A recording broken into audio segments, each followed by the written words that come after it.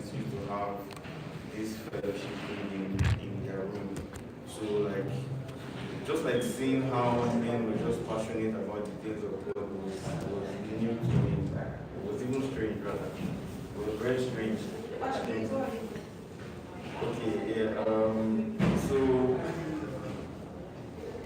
So like, it was interesting to see like guys just being excited for the Lord, like really no hard guy, no soft guy stuff. Everybody was just like free, boys were even like shirtless, praying and just doing a lot of things for God. Emphasis on that, yes.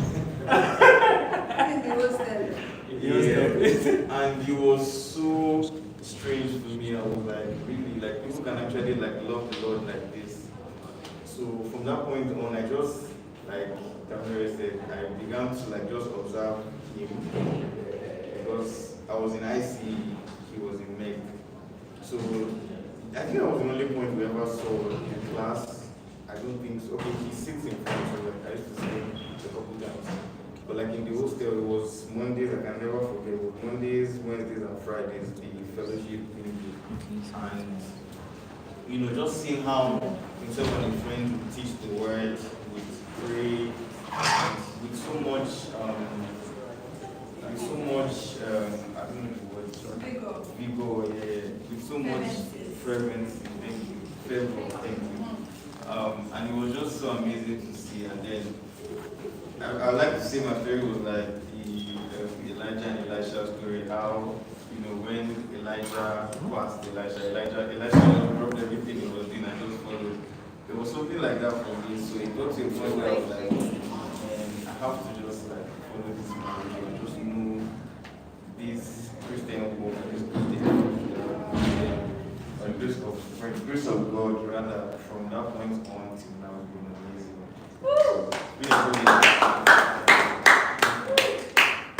Oh. Yes, Paul. So you're basically telling your story of how you met Tati, how you saw this transformation that basically impacted your life and your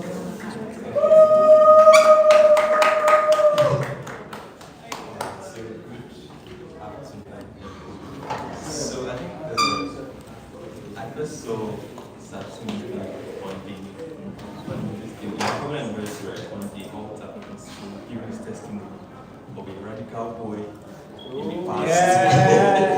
Right, and now he's living his life with Jesus. And I'm like, wow, that's actually so interesting, right? And then, so as I was an engineering as well, so subsequently, right, in school, we have like a meeting, we all attend, and we see ourselves. So that was when I started talking to him. And as goodness said, right, from that moment henceforth till now, he has just been burning brighter and brighter for me. So it's been an amazing transition of growth in spiritual and every aspect of his life actually. So yeah, that's actually how I met him. Thank you so much. Thank you so much. We're going to be having one more transformation. Okay.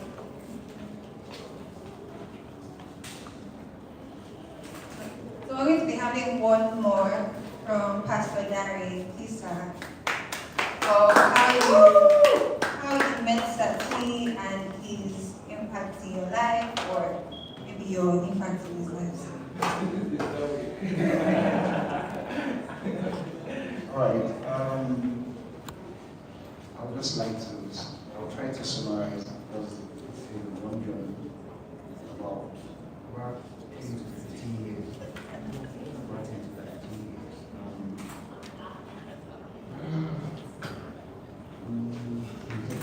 My brother here, I get to know him when he was very much younger. And one thing I knew about him is that from his young age, he's very dedicated and committed to whatsoever he wants to do. Even in his wickedness those days. Because those days, no children comes around him and he leaves smiling. He will cry.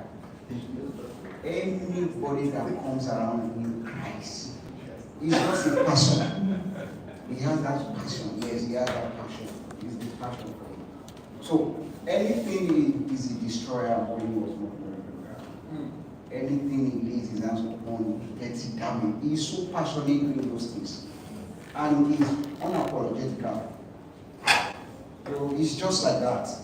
So whenever he does it, he just that will kick him, box him. I can't forget that day that he chased him under the car. He hid himself under the car, and Daddy was trying to drag him out.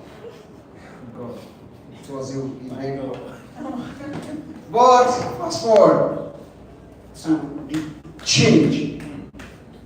It's just like I see the same passion, the same dedication, the same commitment that he had in the opposite side of life was transformed into a changed lifestyle that he discovered.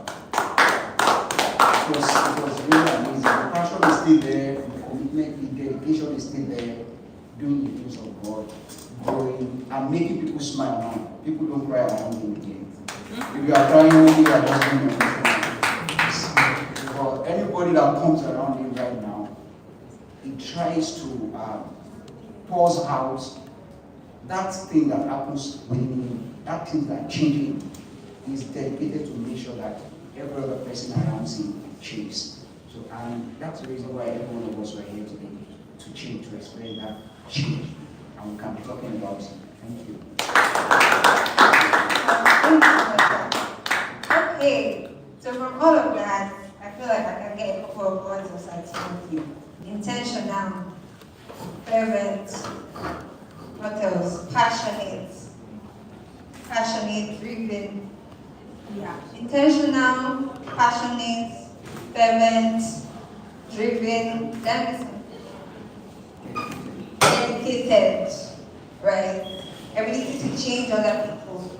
So right now we're going to be going into our main thing, right? So we'll be calling on Sir Timothy Adewale, but we're not going to make sure he comes here normally. We're going to actually invite him with enthusiasm, with clapping, with smiles. You can even stand there. You can stand there if you want.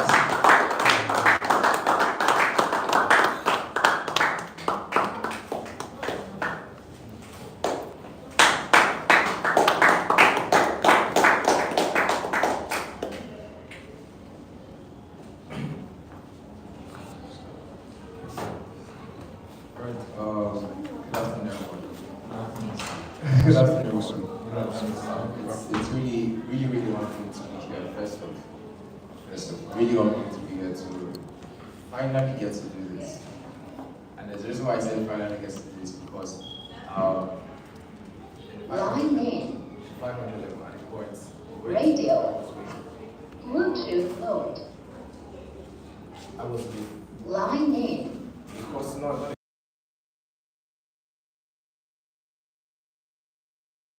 I was there. And so I told him to take pictures. So I was just standing there, nobody was there. So I just stood there and I told him to take it. So I was just gesticulating, just doing a lot of things. I told him to just take it. I wish I could show you. I planned on putting that my slides, but we just take it. So I was just gesticulating, doing things. And I knew that beyond just it wasn't about the glamour, it's not about the stage, it's just the desire to pour into others who have, just to pour, just to give what you have received. Because there's freely have you received, freely should you give. So that's the entire purpose. So I'm really happy that we're here, and I want to celebrate every one of us for making it here. Time is very important, so if you count it worth it, put your time here, then I think I shouldn't take that for granted. So can we celebrate ourselves? I won't go without really celebrating my brothers who are here, every single one of you, all the way from the Purple City. It's been an amazing journey, and I'm happy that every single relationship contributed to the person that you see, and I'm grateful for that. And to really, this is very special to me because I'm happy that the person who held my hands from the time I started having sense So till now, it's here. And that's an honor of standing. I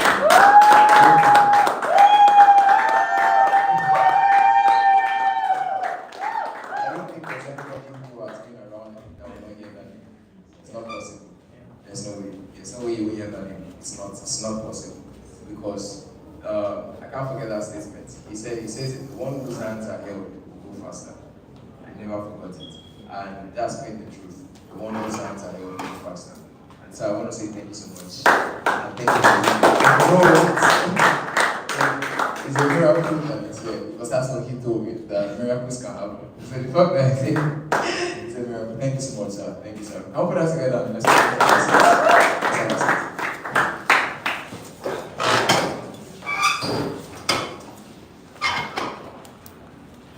Okay.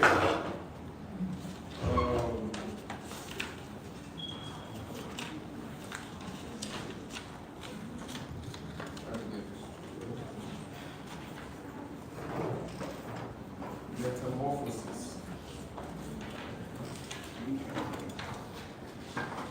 So I know we've said a lot of things, quite a number of things. We've spoken, we've talked. So I want to, I don't want to do this conventionally. You know, normally you ask people when you come together like this, you will start with telling them who you are, who have done this, or have a master's in this, that, PhD, doctorate degree, and all that. But I want to give you the mic, and I want you to define who I am. So now you've told me your experience about me. I want you to define. Just define. What do you think about when Timothy comes to your mind? What do you think about? And I think that's the first thing we're learning. So when Timothy comes to your mind, what do you think about? Okay, sorry. Passion. Okay. Kairos student here.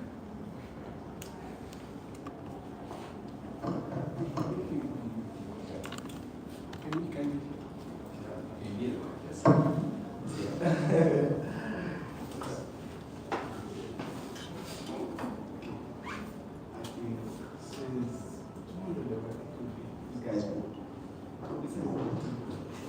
Okay, all right. Okay, so who wants to start? Vision. All right. Abiola.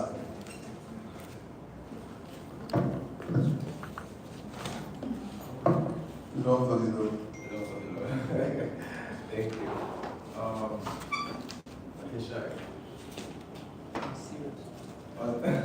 Serious. On serious. No, tell me what it is. Unapologetic. Unapologetic. In a good way, right? Is it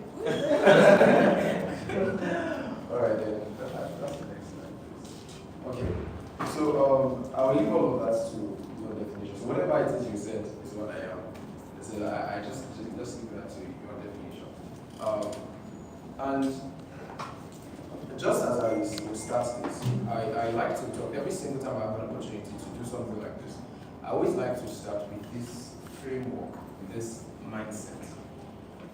That regardless of whatever it is you're looking for, regardless of what you're gunning for, regardless of what you're searching for, I believe that there are only 4 important things in life. I believe that there are only 4 important things in life. And you can begin to think, if you're thinking now, just think a couple of things. And money is not one of them, funny enough. Money isn't one of them. 4 most important things in life, and money isn't one of them. I mean, I think your curiosity about this now, your curiosity is some proof. So what else is more important than money? A short story. Yesterday I was having my AirPods, and then I was at salon, and I was just eavesdropping on their conversation. I do that a lot. Eavesdropping on their conversation, hearing what they were saying. And one of the guys made a comment. He said that he said if God gives you money now, as if you will not forget God. So he was talking to the guy who was cutting my hair. They said, may God give me the money first, and you will see if I'll forget it. And so it was not like the most important thing is money. Just have money and that's everything. So I just heard those things and I just processed it. And why that event stood out to me was because 2 days before I was on TikTok and I was just searching, just going through from one story to another. Intentionally, I was looking for something. And every single story I came across, I found out that there were death stories. Death stories. And it will shock you to know that every single one of those deaths was tied to money. So either someone is killing somebody or someone died in the process. So when we have a wrong perspective as to the things that are important, we find out that our pursuit will be wrong in itself. And even if we never possess those things that we're looking for, we lose the very essence of our lives. So that's why I like to give perspective to whatever I hear. So it's not just fine. If it was like a money-making scheme, or having a meetings to teach you to get money fast, in 3 weeks' time, you are rich, you blow. I mean, we'll probably have a lot of people here. And maybe I post maybe a Rolls Royce, I stand in front of my mansion, and maybe as I'm stepping to the plane, there's a guy who is taking a video. I'm stepping to the plane, I see like window, I snap the landscape. I mean, so everyone knows that I'm in the sky. So if I do all that and I'll post, okay, I'm having a session just for 50 people to teach you how to make money. I mean, we have a lot of people come up. Many of us will be sure. I mean, they will. But then, there are most important things in life, and that is one of them. So what's the first question? God. Number 2, family. Number 3, quality relationships. And number 4, good health. Number 1, God. Number 2, family. Number 3, quality relationships. And number 4, good health. If you have money and you lack any of these things, trust me, life will be unbearable. There are many lonely people who are lonely, and that has taken a toll on their health. And this is not to discredit money in any way at all. I mean, it took money to put this together. So it's not in any way to discredit the importance and the necessity to have that substance. But I'm trying to direct your attention to something that is more important. God, family, good relationships, and good health. If you have any of these things, I tell you, you have a head start in life, and that's all right. That's all right. I used to have issues with my mom in 300 level. What am I saying? From a young age, I always had issues with my mom, complaining, shouting, so many, just being a teenager. And then, in 300 level, I was in school. And one of the times, the boss just came to my mind and said, Timothy, you know always have this woman with you. It's either you will eventually move on in life or she dies. So what kind of memories do you want to have of her? So that got me thinking, so would I, the memories I would have is when I shouted at her, when I ignored her, when she called me, I didn't answer, and that hurts me. Because I was in school. So if I get a man, she's gone. So that made me reevaluate some things. I'm like, you can't continue that way. Because when you all down to it, family is so important. Many of the crises that we're having in society is as a result of people who lack a family. I'm not talking about you have someone who's called dad, someone who's called mom. I'm talking about the family. So when you look at these things, not necessarily in any particular order, but taking these 4 things and using that as your template for progress. While you're on your way making more money, do not lose any of these things. Do you understand what I said? While you're on your way making money, putting all the resources, do not lose any one of these things. Alright, so that being said, metamorphosis, the art of transformation. I call it the art of transformation. That's how I call it. It's the art, it's something that can be learned, something that can be replicated. The art of transformation. I started studying about butterflies last year. I mean, the idea of butterflies is really intrigued me. But I just started studying about butterflies last year, and I found a lot of things that were very, very interesting. Very interesting. Starting from the beginning. And just by definition, I mean, biology tells us that metamorphosis is the process of change in an organism, right? That based on our own significant change. So it means that metamorphosis cannot be evil. Can we say that? Metamorphosis cannot be evil. So it's something that is significant, something that happens, it's something that can be seen. And many times it alters the physiological structure of the organism in question. So when we think about metamorphosis, it's usually in relation to the butterfly. Alright, so it starts from starts from what? There you go. It starts from an egg. Alright? So all through that, many of us do not get to see eggs around. Do you? You don't see butterfly eggs around. Do you? Not at all. I haven't seen one at all. But then we all seen butterflies. So that's exactly what it looks like. Because we see a lot of people who are a certain form and make a mistake of desiring who they are after a process of transformation without recognizing that it started from an egg. Think about your feelings right now. Think about your feelings, like people that you are so interested in, people that you like, people that you, adore. Think about them for a while. And think about all that they've done. Think about who they are right now. And think about how distant you feel from those people. Is really wide? Is margin wide? Oh, is margin wide? Those people those stars, those people that you see are here, is margin wide? Is it? It is, right? It is. So, but it will please you to know that they also were once where you were and thought of all that they are doing right now as very distant. Alright? Thought of us, they are very distant. Only constant thing in life is change. And when we begin to embrace the reality of change, that it's possible. It's possible for a person to move from one point to another point. It's a very possible thing. And the earlier we reckon with that truth, the better. That is, regardless of whatever it is I am now, there is better, there is more, there is something more that can happen. And when this mindset is in place, it makes it easy to shift from one form to another. The only constant thing in life is change. There are many things that happen around you that are subject to change. Many things. So the earlier you build a mindset that is framed around the possibility of change, I tell you, make progress faster. You will. You make progress faster. And why it's necessary for us to talk about metamorphosis is because every one of us sitting down here right now, if you have not already begun to work on yourself and work on change, I tell you, who you are right now is a lot of distance from who you are originally. And this is proven very much so.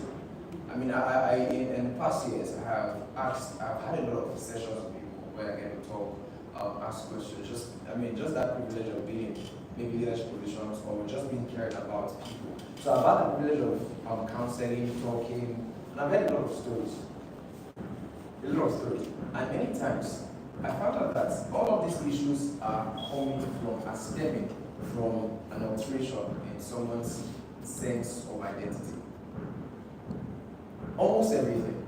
I've had all kinds. It will please you to know that I also counsel married. Counsel married.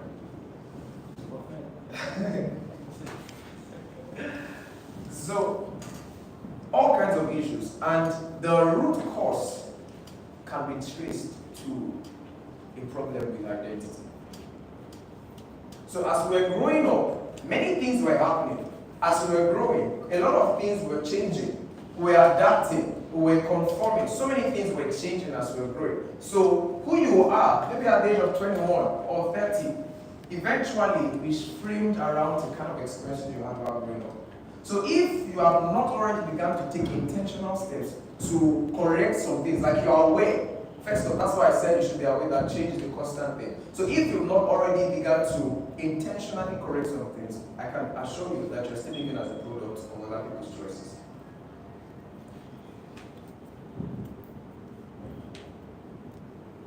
Yeah. So, and I want to show you something. How we began to grow as human beings, and there are three methods by which we experience change.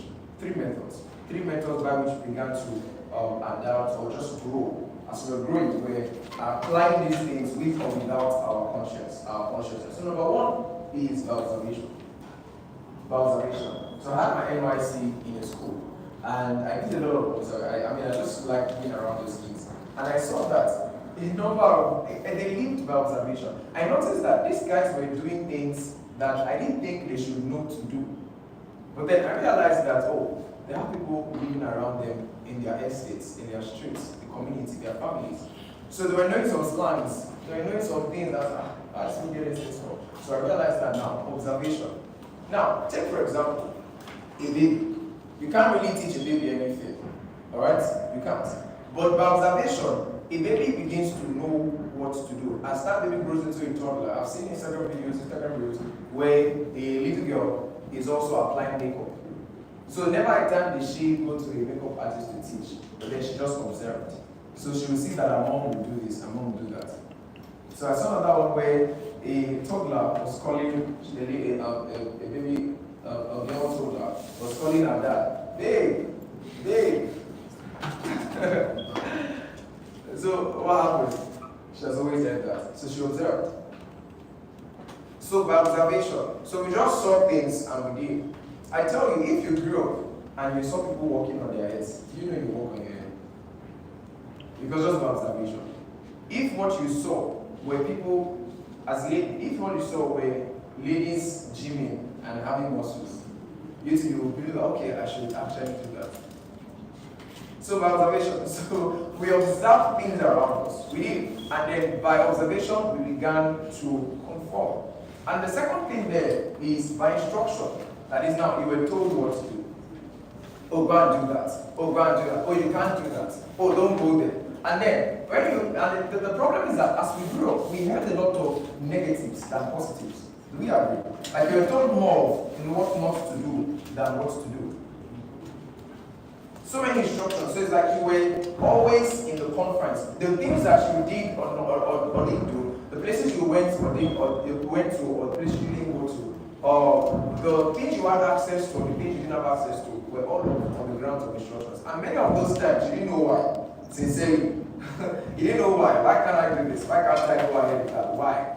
So you were not told why, but you just found out that you were living by instructions. You were. If at the point in time while you were younger, I asked you, okay, Timothy, maybe you asked me, Timothy, why don't you wear this kind of clothes? Well, because it's not good. Actually, it's not good. My daddy said it. So you never had concrete reasons as to why we did those things. And then the last thing, which is the most important, is by intuition. I left that without a logo, without an image, and that's to give allowance for your mind. By intuition. There were some things you just knew to do. There were some things you just knew. You just knew. For example, it still amazes me how a baby knows that he or she needs his mother's breast. It amazes me, like, how did you know? First of all, how did you know where it was? And secondly, how did you know that you should suck? And how did you know that you need that for survival? So there's some things that's just in a basic level. There's some things you knew by intuition. You just knew it. I don't know how to explain that, but it's something that you just grew up to do that.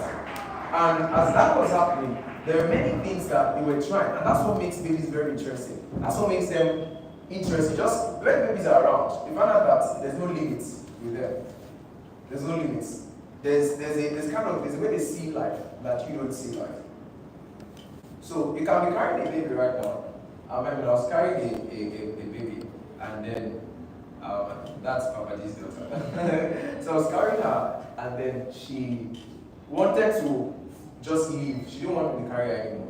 And she was trying to get off my hand. I said, if I leave you, fall down. So, but then all she knew was I wanted to just leave. But if, as an adult now, like someone is carrying me, and if he leaves me, I'm going to fall. I'd rather hold on to the person than fall. But she just believes that, just leave me, and I'll be fine. So things like that just keep me thinking. Intuition. But this is a problem. As we began to grow, intuition began to diminish. Our ability to think without being instructed began to diminish.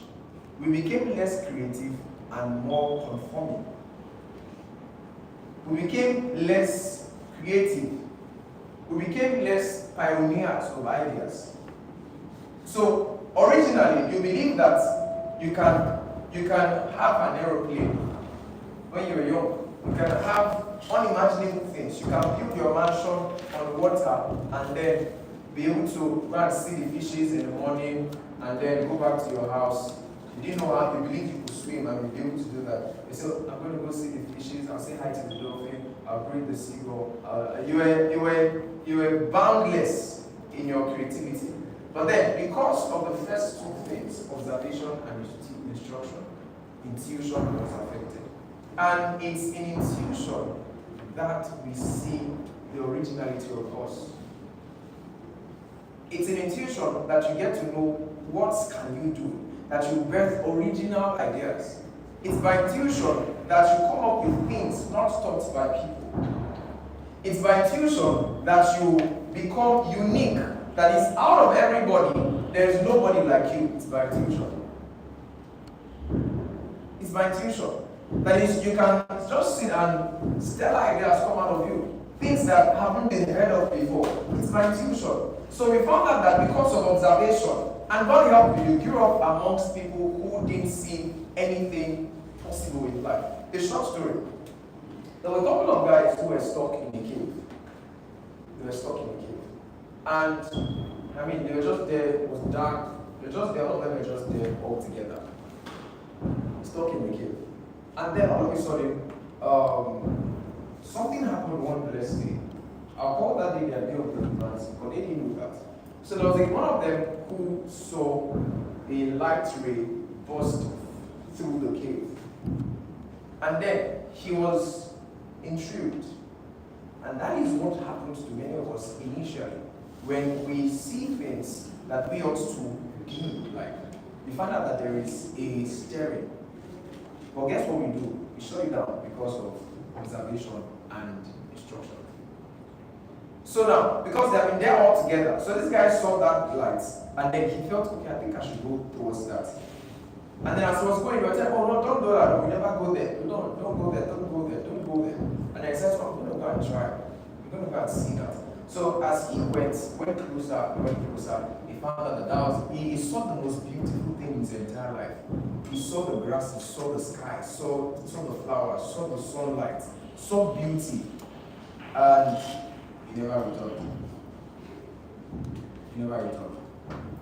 So, like that guy, many of us have seen a better side of life. We have seen that with other people.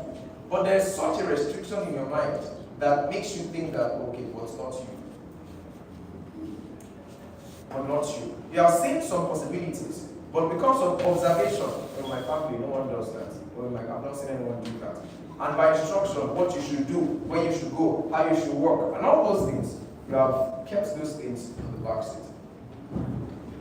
You've done that. But I'm trusting that by this year, by what we get to hear today, there will be an ability to just expand. And you will do that without unnecessary concerns, without anxiety, like, oh, what if it doesn't? What if it doesn't? No, that's not what happens.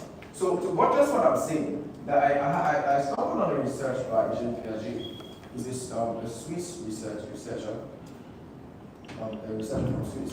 So he came up with a model, and that's he called it, there was this name he called it, I can't remember now. And it showed something very important. I hope you can see that. Now, in the first 2 years of a child's life, there is something that happens to the child when the child is observing, just looking at the environment and adapting to it and just experiencing. Because he has been in the womb for 9 months, dark, but now he comes out and he's seeing a lot of colors, seeing a lot of pictures. So there is that inspired sense of you want curiosity. So that we just check it, the child begins to interact with the environment, just interacting, just doing as much. That's why babies always want to hold things. And then even if you give them, you want to put something in their mouth, they want to feel it first. They want to touch it, they want to get themselves dirty. That's why they play in the sand. They want to feel everything. They want to touch, they want to hold. So everything they see goes well. So from the hand down to the mouth. Because they want to also, how does it taste like? So they see fire, oh, this thing is beautiful, and they want to embrace it. Like it's so colorful. I've been in the dark all my life now, it's light. So they want to embrace it. But guess what? As they go close to touch, they just touch. You can't.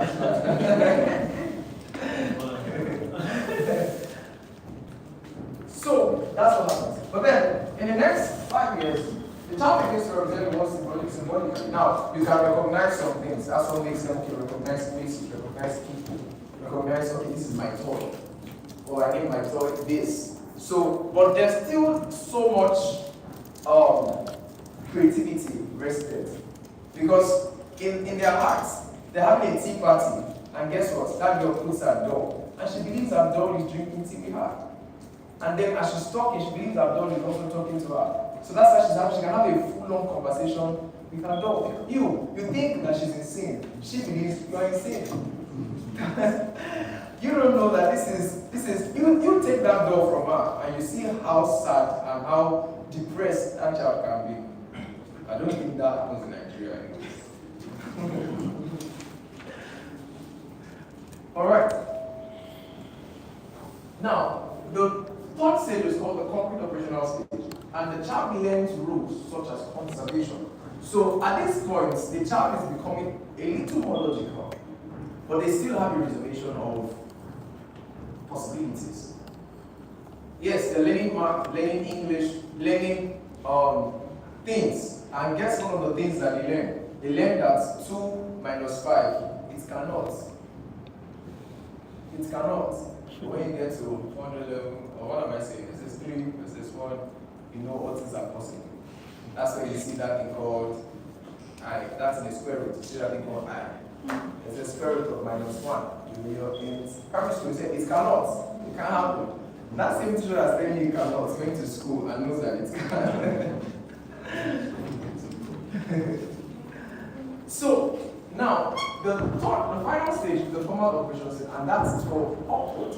At this point, many people don't carry on with their creativity, depending on the strictness of instructions and the amount of conformity they have to the things they observe. So all you do is just, you're logical. You never think outside the box. You never think anything better. And the worst part of this is that, now, this works both ways. It works positively and negatively. It will be fine if your conformity is in the right trajectory. It'll be alright. Because now, the bounds of the walls of your creativity is more creativity. And I have one of those examples in my slide. I hope it's the next one. Or not yet. Or yeah. So this explains why creativity naturally declines with age increase. So there's an indirect relationship between age, the increase in age, and the decline in creativity. Do we agree with that? Do we agree with that? You find out that people, as older people, find it difficult to take risks and younger people. You realize that, right? That's why, I'm not saying it's a wrong thing, but that's why you can see someone who has started working with a company and it's like 30 years in that company. And it's not like they are a manager, but they're just 30 years. Sometimes some of them are like, this guy is loyal. 37 years of your life in the company. And it's not, yes, I'm not saying now that might be a wrong thing. What I'm saying is, there could be more things this person can do. I'm not saying everyone's going to be an entrepreneur. What I'm saying is that I'm trying to push to the point that it's harder to take risk. Other people find it harder to take risks than the other people, and that's because of this. With the age increase, there's a decline in creativity. There's a decline in originality. There's a decline. So as age increases, the creativity, there is more of conformity than originality. There's more of what? There's more of what? Conformity than originality. Conformity. Let me give a picture of conformity. Have you seen ants moving around? You've seen ants moving around. That's conformity. So, okay, better example. I told you I had my NYC in secondary school. So, as the kids are leaving their assembly line, common sense, there's a straight line here to the class. So, but guess what? If, okay, so please, let me do this. So just if someone, this is the route, okay, I'm going to take this way. Now, okay, just stand here. This is a pillar, right? Just assume this is a pillar. And then this is, you can just, now you're leaving the assembly line and you turn this way to your class, right? So I see them, maybe a teacher calls one of them, and then the guy goes, just if one person just goes like this, the rest of them go like this. The rest of them just, okay, I think let me demonstrate that one. So can I have the three of you just go? Just look at the cycle of it. So as I just move, you move with me. So now, this is the assembly line, right? So just stay behind me. So then we're all marching to our classes. Make me a good child like Simon. You must be there. So now, we're marching. So instead of going this way, so we all go around like this. And then we go. I was just observing, thank you so much. I was just observing them. Thank you so much. Come celebrate them, please. I was observing them and I was wondering what's going on with these people. I just took one guy, cross, come and pass here. So that's how many of us do. So we go through life in a tight flip-flop position, and we're just moving. Oh, this is what I've seen them do. Oh, we do. Oh, this is what I've seen them do. Oh, we do. Just going with trends, just conforming, and there's never a sense of originality. That's why people see. Let me tell you something about copying. You never become a number one of what you copy. You always remain a number two at best. At best. You know there's some photocopying machines that don't copy well. So when you copy, there's black stain. So maybe you're trying to copy somebody, just trying to copy paste someone's experience into your life. You can never be a number one of that life. You at best you're number two. So if you find that rather than conform, begin to think of originality. That is, there is original idea. And I try to define original or something on the word original. Is the earliest form of something or in the form that existed at the beginning. Can we say that word beginning? Beginning. At the beginning. At the beginning. That existed at the beginning. The earliest form. The earliest form. And this is something I always resound every single time. I'm not really out there. If you ever hear me say something like that, you're an original. If you ever hear anything like that. That's why I like the red ring.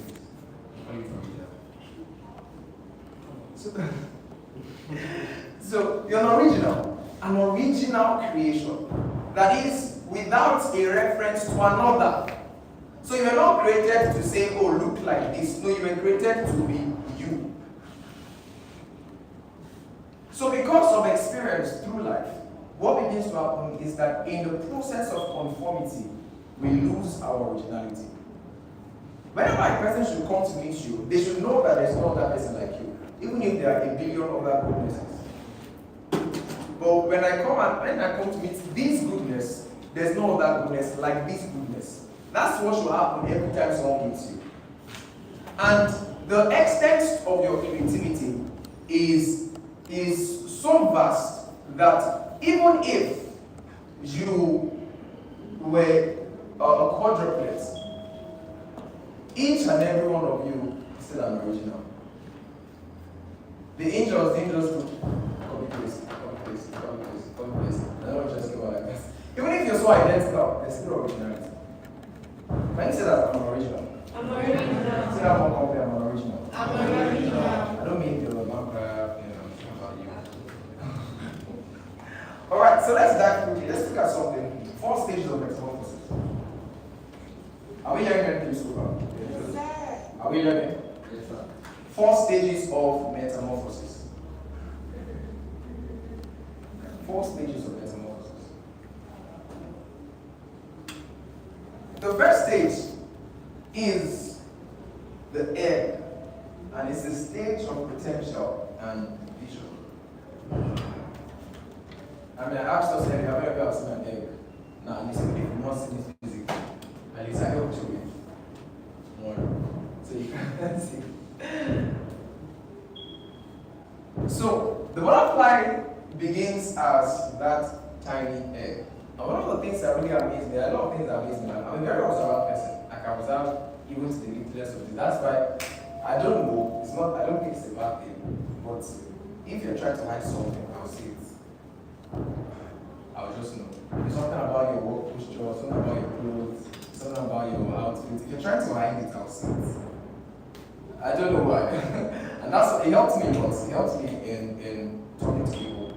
I'll know when you're sad. Even if you put up the brightest smile, I could just, maybe it might just be something. I could just know that something is wrong. And ask you, how are you doing? So I'm fine. Are you sure? said, yeah, I'm good. He said, no, you're not fine. Tell me what happened. So he was still upstairs. I'll tell you that. Okay, it's fine if you don't want to tell me, but I believe that something is wrong. But so very observant. And one of the things that that gets me thinking is how a baby grows in the womb. I look at a physical baby and I just imagine, are you kidding? This thing was once an egg in a woman's ovaries. And then now there are 10 fingers, there are 10 toes, there's a nose, there are 2 eyes, beauty, there are ears. And this was once an egg. That picture is exactly what you are. That is, you can look like something now, but in you is the possibility of expansion. It's not coming from anywhere. They didn't bring hand from the factory to plug into the egg. In the egg was the capacity to grow.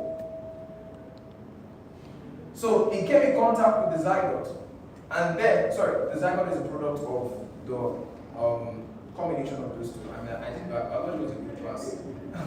So there's a combination now, a sperm and the egg come together. But now you can begin to see that from that, a whole human being comes. Think about it, you were once in the womb, in a woman's stomach. And then they didn't bring flesh. Another thing that also amuses me is people who were lean and eventually they grow buff. They didn't go to the market where they sell meat to paste on their body. Everything was inside. So it goes to tell you that the beauty, the excellence, the many nice things that you're looking for as far as your life is concerned is not outside, it's inside. So the same thing, do you understand what I just said? It's not outside, it's inside. The same thing goes with the concept of the butterfly. It starts as an egg. In that egg is the colorful creature that you see. Is someone understand what I'm saying? Yes. In that egg is a colorful creature that you see. So now, it looks very insignificant. It looks like it's nothing. You can just see it and not even know and step on it or keep it. But then that is the butterfly waiting to emerge. So think about it in respect to your life. Regardless of what stage you are in right now, in you lies the capacity to grow. Can you tell us something about that? There's something about telling them, let them hear it. So regardless of whatever attitude you are right now, in you lies a capacity to be better, to grow, to increase. It's in you, just like they say in pig. It's in you. It really is in you. And this, I'm not trying to sound like a brain, but and that's at the point I put motivational speaker in my bio on Instagram. Afterwards I said, no, I'm not a motivational speaker. I removed that thing. I'm not just trying to motivate you, I'm trying to challenge you to see yourself in greater light. Alright? To see yourself in greater light. So the stage represents the birth of visions, dreams, or ideas. Every journey begins with that spark. So there is a spark of inspiration. Look at that word again. It's almost like intuition. Inspiration. Or a goal that is. So everyone was born with this. You ask children. You know children have very big goals. You know that.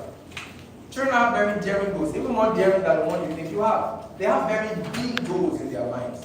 Oh, this is what I'm going to do. I'm going to have an aeroplane. But I'm going to be this. I'm going to be that. And you can see them be, and they're serious. They're not joking about it. They're not trying to sound nice.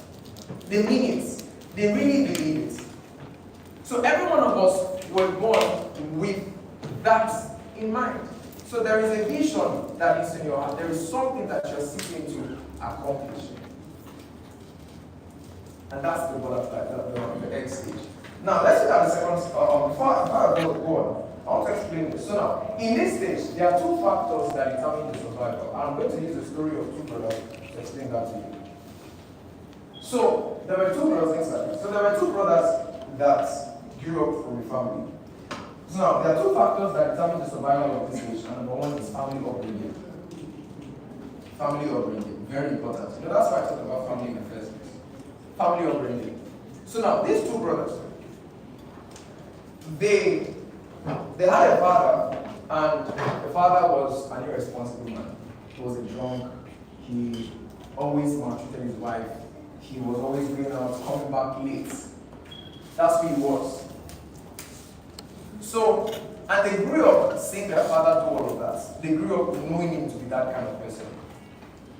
They saw their father maltreat their mom. They had a warped mindset to what the masculine gender should look like.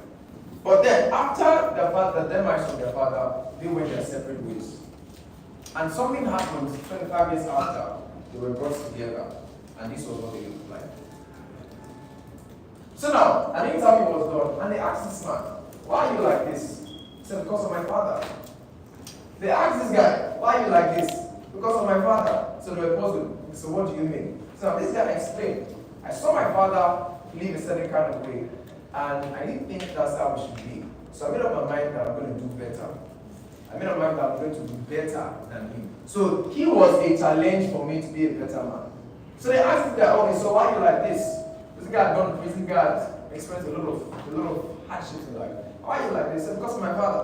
My father didn't teach me, didn't tell me what to do. He was always acting me, I was never around. Always beat my mom. Always does this. When I want to talk to him, he does never there. He's never there. Complaining, that's what he did." And it seemed like, oh, okay, that makes sense.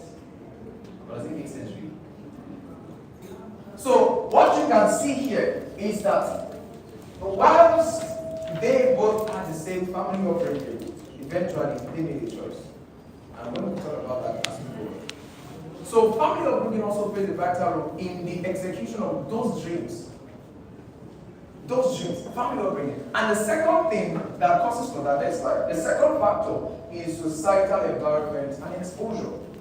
Societal environment and exposure. The kind of environment you grow up in affects what you think is possible. Now, one of the things that intrigued me about this place, we all know this place, right? I think this is, yeah. But one thing that, why I kept this here, so I searched for Silicon Valley, and this is what they brought. I knew that this was Apple's, but it looks like Apple is like the center of Silicon Valley. But so I now took that, okay, let's represent that as Silicon Valley. Now, Silicon Valley is known to be a land of ideas. It's known to be the place where deep technological innovations have come from. Yes or no? And now, for me to prove that to you, I went further and began research and searching. So, who were the kinds of people, what were the kinds of businesses that have come from here? And I realized that practically all, or most of the things, the apps and tools that have caused for technological advancements came from here. Next slide. So we look at Steve Jobs of Apple. We look at Elon Musk of Tesla. We look at like Creation of Google. Alright? We look at Mark Zuckerberg of Facebook. We look at Jeff Bezos of Amazon. We look at Sphere Joe of Snapchat. And we look at Jack Dorsey of Twitter. And all of these things all came from Silicon Valley. So, what sponsored all of this, I believe, without a shadow of doubt, is environment. Because you grow up and you're seeing a lot of things. So you are wired to think out of the box. You grow up being wired to think outside, to think of more, to think of possibility. Because there's always like, oh, we can do more. We can do more. You are living in a city where the city is living 10 years ahead of every other nation. So that's going to do something to your mind. So one of the reasons why we are the way we are can be traced to the kind of environments we came from. And guess what? We are still talking about the egg stage. So as that baby is growing, when I'm walking through, I'm just going through the streets, I observe children. And it pains my hand because I can tell if nothing changes, I can tell what kind of child I can tell what kind of adults this child is going to be.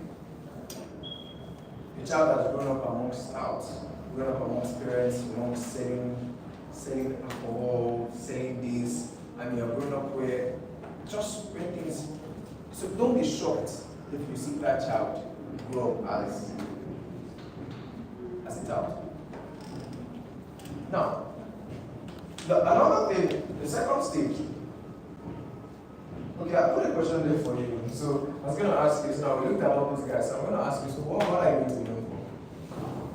What are you going to know for? Huh? What are you going to know for? Think about it. Let me give you some time. So go to the previous slide. So when I looked at all these guys, I mean, but if you look at these guys, they didn't just come here all at once. So they began to work with these ideas, work on those ideas. It looked foolish. I mean, have you ever read the story of Steve Jobs? It sounded foolish. I mean, he had a lot of rejection. How you read rejection? It didn't make sense. So the question now, and you, so what are you going to look for? What are you going to do? What's your originality? The reason why there's a name to their product is because those ideas came and they continued the process of metamorphosis. They did. So that's why you're here. Now the second stage is the caterpillar. The second stage is the caterpillar. And at this stage, it's a period of growth and learning.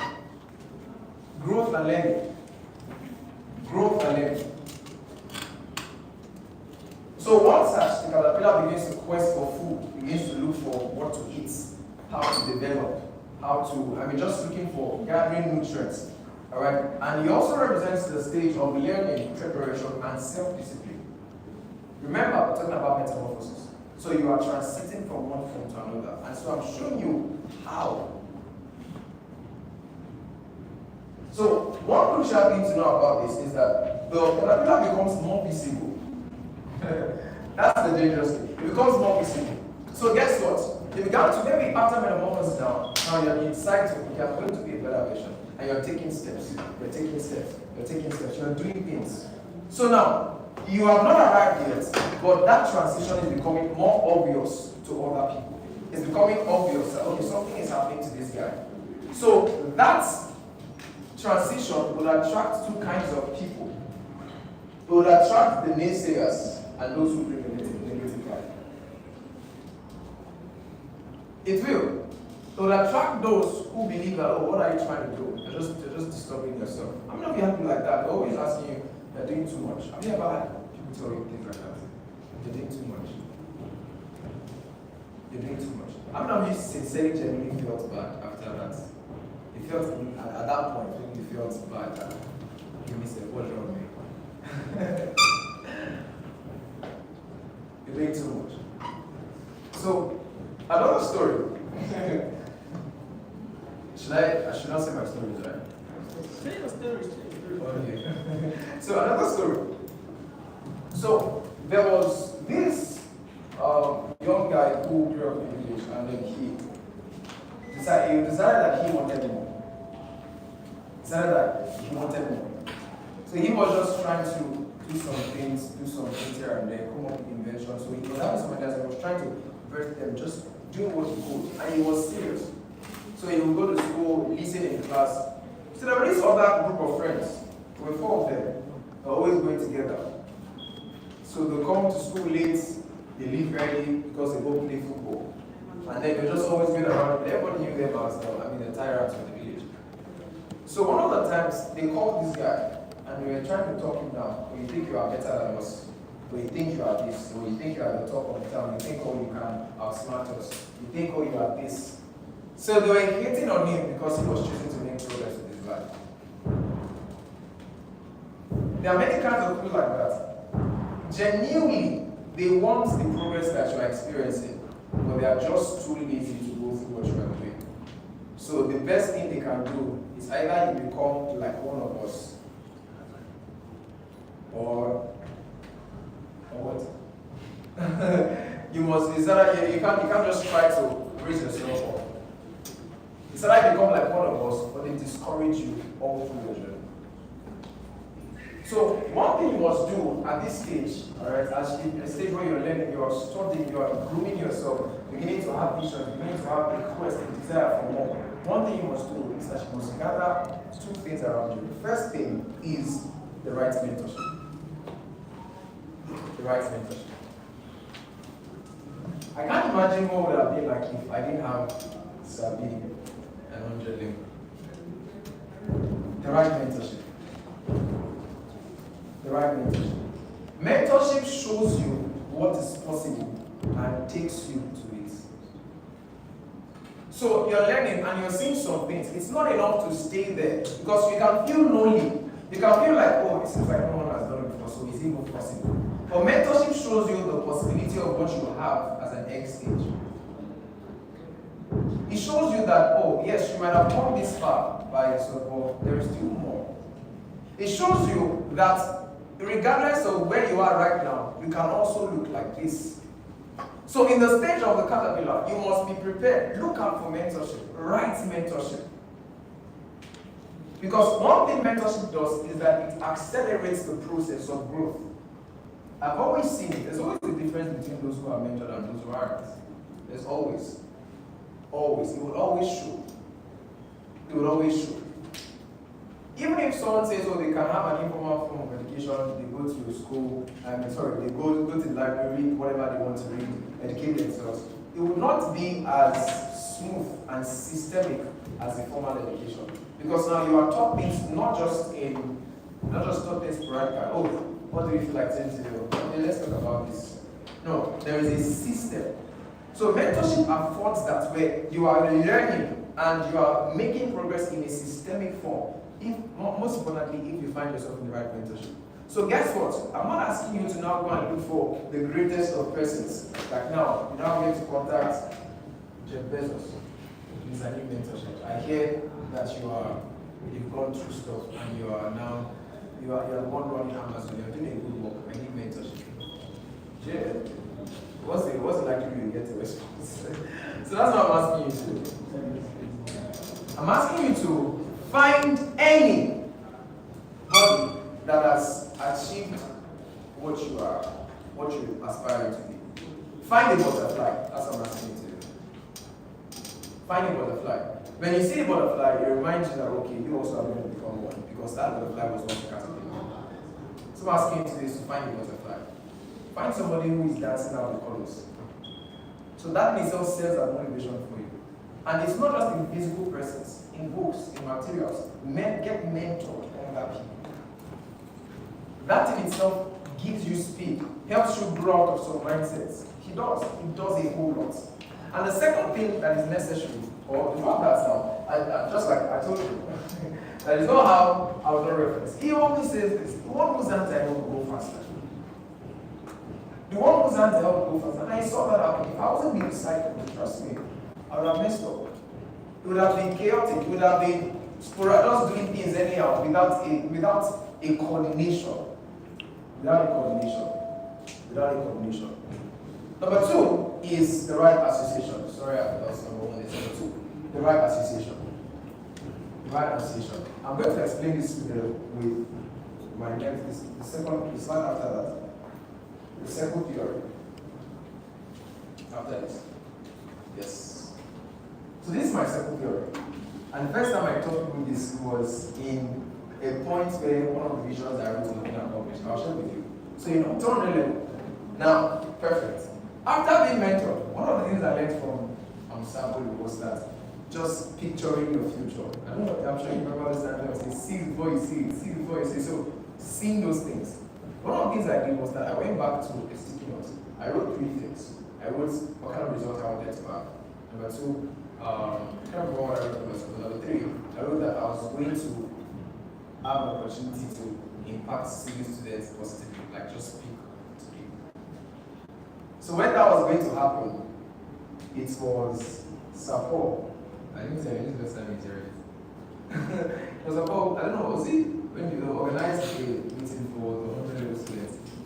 And then, yeah, I think you told me to come and speak to them. So when you told me, I just remembered, yes. Even if it was just for 5 minutes, but I knew that it's important to see it. So there's a part of that here. So at that time, when I shared this, the first time I shared this was at that point. So I just thought about, please forgive me, I'm an engineering student. That's why this thing is like. So the second theory. Now, all these things that you see in this circle are bound by the circumference of the circle. A quarter, if it leaves the circle, it's no longer a quarter. Yes or no? If this line extends out of the circle, it's no longer a quarter. If this line, if it extends out, it's in the relevance, it carries the name the sector in a circle. So it means that the name that the person will have is determined by the circle that will find it. But now, a tangent takes its name because it's outside of the circle. So if you are in the wrong kind of circle, your life will only make progress if you move in a tangent from away from the circle. Is that too complex to grab? I don't think it is, right? So when I read this, I realized that the kinds of friends that you have around you would spur that desire in you or kill it. Someone sent me a question at a point, and this was a question. It says, "Sir, I used to be a very serious person. I'm just paraphrasing. Very serious person, serious about life, about my visions. But about 3 years ago, I realized that I just lost every single thing. And the first thing that came to my mind, your friends have changed. Your friends have changed. Your friends have changed. So you know that statement, show me your friend and what? Show you. It's very true. So the French king, the previous slide, Jim Rohn said, you are the average of the 5 closest persons to you. If you want to know what you are, just count the 5 persons around you and average them. That's who you are. So when you look at the camper around, and one of the reasons why some of the things I do is because of the people I have. I see some Paul who has done some things. I see some Guinness who has done some things. I see some David who has done some things. I see Kairos Milena. I see Shayo. I mean, just putting things together. So that suggests that you can do something too. But if you are the only one, you are the one-eyed man in the city of the blind, guess what? You feel like the worst. But guess what? You are one-eyed. You still have one eye. So it's necessary to get yourself in the right association. Right? Now, quickly, because of time, the top stage is the chrysalis. The chrysalis. Are we learning anything? Yes, sir. All right. So let me take a short quiz. Four most important things in life. Who can answer that without looking at your books? Four most important things in life. Yesterday. God, family, quality relationships, and It's really exposed. All right. So I have another question. All right. I just want to confirm that you're following this so far. So now, the third stage of metamorphosis is the chrysalis. Now, in the chrysalis, the caterpillar is enclosed in a cocoon. Enclosed. And it looks obscure. It is in that cooking stage, that stage of preparation, deep preparation. Now, this is deeper than the previous stage. In this stage now, there is a greater level of consecration to becoming better. That is, you have made up your mind that with or without the help of anybody, this is going to happen. It's a period where you are locked in that room. No one sees when you're preparing. No one sees when you're studying. No one sees when you are changing some things. When you're talking to yourself in the mirror and saying, no, you can't do this, you shouldn't have done that. No one sees when you are going out and attending conferences, attending meetings just to get yourself better. No one sees any of that. And it doesn't matter. It really doesn't. Because you're a chrysalis. You are in a cocoon. So, that is the stage where that vision is becoming clearer to you first. And so there is something we like to do. There's something, once we have a vision, we want to fill out people, and it's not clear to you. So guess what happens? Along the way, you find out that you are veered off entirely from what you originally were supposed to do. Now, this is what I advise you to do. Just by the way, let me tell you, in case you are here and you have any vision, I know that yes, there's something called about researching and just finding out how others are doing. I spoke about mentorship, right? But let's put the balance to this. Do not begin to search out for all those things if you don't really understand what you're looking for. If you don't understand your vision, first, what exactly do you want? And then the next thing you do is that you go online and you're searching what this person has done before. What you begin to do is that you begin to align your vision like this. I did that. Should I ask myself? So, I mean, I knew I would always do this. I knew that, yes, I'm going to talk about mindsets. So I encountered this man called Bob Proctor. And then I was proctorated. Because it just, and that's the thing, mentorship is telling me, I said, this thing is calling out, I should do something like this. It feels like I should do this. So I knew that now that's a vision, that's something. But it wasn't clear exactly. So what did I do? Okay, now I knew that. And it was not just trial, I just wanted to, I think I have something burning in me I want to put out. So guess what? Okay, now I put up a short, it was going to be a seminar. Not a seminar, webinar. And then, so I dropped it out for my templates. And guess what I did? Write mentorship. I sent it to Sabi. And he just says, this is my conscious man, what are you doing? And then so I was like, oh, well, look, I changed some things here and there. He says, no, it's not yours. It's not yours. So from there, I just scrapped that thing. So I just put a pause on that. And I went back and just studying, just grooming, just to understand what am I doing? So before you begin to search and check, check. Understand what you are doing. Understand it. So that eventually, when you step out, that thing we spoke about before, originality, the same. There's no how I would have taught you in that manner, you wouldn't know that I went to. I'm not saying you referencing is bad. No, it isn't at all. I mean, I'm just referencing some things. Even some of the stories I'm telling you, you still from the proctor. But there has to be a way you would do it. That imagine now, if they invited you, or let's say if they invited me and invited a proctor for the same meeting, so he comes up first, and then I now come up.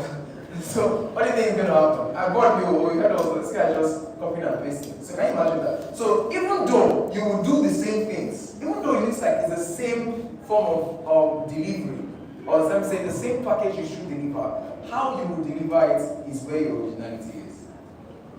So that's what happens in this stage. It's the stage where you are giving time. You are giving time. As you move towards purpose, this one becomes more visible to you first, and then those around you. So you become more conscious and you become clear. So anyone who asks you, you can tell them, oh, this is what I want to do. Even if yes, you haven't begun to fly, but you know, that's what happens with the cocoon. That preparation. It's dark. The caterpillar doesn't see. But there's a problem, and that's this word, impatience. Impatience. So I was thinking, okay, what makes a moth? And I realized that a moth is a butterfly that it completes metamorphosis. Think about that. A moth is a butterfly that it completes metamorphosis. So, and to be honest, you have a lot of moths flying around. A lot of people who have been really cooked for them are just enjoying. So, the danger is that while a moth can fly, you're like, oh, well, I can still fly. That's true. But guess what? It lacks beauty. It doesn't appeal to children, and more, it even scares them. And when I say moth, I kill it because it's disgusting. Why are you brown and just flying around here? The thing is just is a second best. That's because metamorphosis wasn't complete. So if that caterpillar leaves the cocoon before the time it should, it's not going to end up as butterfly. So I want to counsel you right now and say that take with you patience as you cook. Alright? It may not be obvious to everybody yet, but that doesn't matter. It doesn't. What matters most is that you are taking in. What matters most is that you are building. What matters most is that you are ensuring that every single thing that is necessary, you are giving yourself to it. You are. And in a matter of time, it will be obvious to everyone that, oh, something is happening to this guy. Something is. Patience. Next slide. So further questions that I'm saying is this thing I call unhealthy mental competition. Unhealthy mental competition. Now let me ask us a question. I don't want to be sincere. So goodness, do you have somebody that you are in your mind, if you check it, you're actually competing with this person? In your mind. It may not be in a negative sense. I mean, you're just person just like this guy said. can do one. You don't have to tell the person. So boy, it doesn't like that. Like it doesn't like that. At this point, Like you know. So I'll be like, it's not like that. You're not sure. Try it out. Yeah, plenty. See, that's not like that. So there's someone that you just keep in your mind that every time you say let's do something, he like you want to also do. But then there's a healthy way to do that. It's not bad, but it's a healthy way.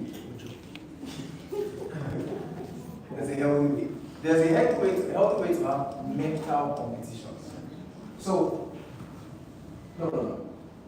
Okay. So now look at this. This is a truck. This is a truck. A race truck. But they are different. Can't remember what the name of this is. Links. Thank you, sir. Thank you. Different links. So we might all be running the same truck, but on different lanes, and that's fine. So if you're doing well in your lane, doesn't mean I'm doing poorly. So what do? I celebrate you for doing well in your lane while I desire to do well in mine. That's a very good healthy way to have mental competition. I have mental competitions. I do. It's at least one of them. Yes. So just someone that you keep in your mind that you're like, oh, okay, this person is doing it, okay. That's fine. It's fine, it's alright to do that. But there's an unhealthy way, and that causes you to be impatient. Because the person did that, oh, you do yours. Because the person did that, so you do yours. No. So that unhealthy way is what stems from jealousy, stems from the wrong purpose of pursuit. If the purpose is wrong, the pursuit will be wrong. If the destination is not correct, it doesn't matter how fast you are going in that lane, it's not correct. So the first thing to do in that point is to analyze what are you looking for. So I just give a name, okay, so they can also start calling you for meetings, but they can also start inviting us. So you are not trying to do so many things. It will tell. So what you must do is that you stay in the cocoon and build your originality. What did I say? Build your originality. Can I say that? build your Also, maybe the person is going to become impatient, then the person say, you know, I'm here school, so it's looking like, so many things. So tell that person, stay in your cocoon. Stay in your cocoon. Now, the final stage, which is the butterfly stage. Now, this is the stage of emergence and purpose. Finally, the butterfly breaks free. After all those processes, it breaks free. And it doesn't end there. It also goes to make other eggs. And that's why you must get here. That's why you must be a better version. That's why. Because there are more eggs to come from you. That's why. That's the entire purpose. If it stops at you, then you haven't done well. The entire purpose is that from you, more will come. So that should be the major goal. That the reason why I want to go through this process is because from me, more will come. So it no longer becomes about you. It becomes about those who you want to give a chance to. Imagine the people who have mentored us. Imagine if they didn't do the work they did. You wouldn't be here. So the same thing, if you don't go through metamorphosis, if you don't intentionally cause some changes in you, you will also deny some of that. And there's a statement that I heard that was ministered to me by the Lord. And he said, you will not know how much people you have denied of help until you see how much people you have helped. Think about it. You won't know how much people you have denied of help until you see how much people you have helped. So I think of the man called Dr. David, and I think of the millions and billions of people who have come to, some of them who have never met him physically, but whose lives have changed by his books, his tapes, his words, his clips, his university, everything. And then I think, what if he wasn't serious? What if he didn't go through metamorphosis? What if he didn't change? What if? Because he didn't have a so good foundation. So what if he didn't go through that difficult process? Look at all the people who have benefited. Maybe eventually, like he wanted to be a businessman, so he does business, but I can assure you, he won't be as much impact as he does. Right? So the same thing applies with you sitting right here. There is more to come from you. So that's why you must embrace metamorphosis. And that's exactly why I actually brought us here. Is to pour into your heart what has been in mind for a while. And that's the subject called purpose. It's the commencement of all successes and the sustainer of all achievements. This in itself is what inspired Metamorphosis. This in itself is what inspired this meeting. Purpose, that you would be intentionally, you live as an intentional being. That is, every single step that you take is towards a goal. Every single thing that you're doing is towards something. Is this purpose? It is the commencement of all successes and the sustainer of all achievement. Now, I want us to say that definition very loud and clear. Want to go? Purpose is the commencement of all successes and sustainer of all achievement.